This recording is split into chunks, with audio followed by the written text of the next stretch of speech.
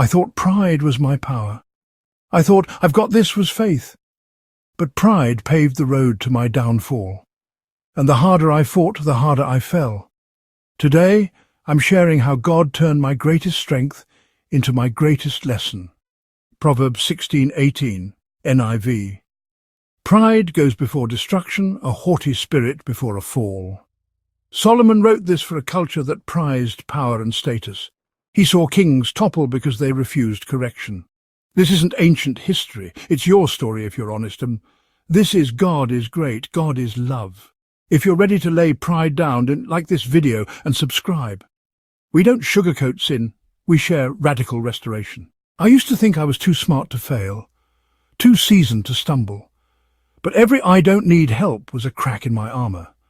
I chased promotions, approval, applause, believing my value depended on my performance. And when correction came, I resisted. That resistance cost me relationships, peace, and purpose.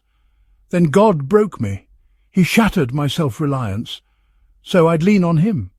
That's when true strength was born. Father, I repent of every proud moment, every time I trusted myself more than you. Break my self-reliance. Fill me with your humility. Restore what pride stole, my peace, my purpose, my sight. I surrender my strength and receive yours. In Jesus' name, amen. Pride looks like power, but it leads to a fall. Comment, I surrender my pride. Like and share if you're done letting pride fool you.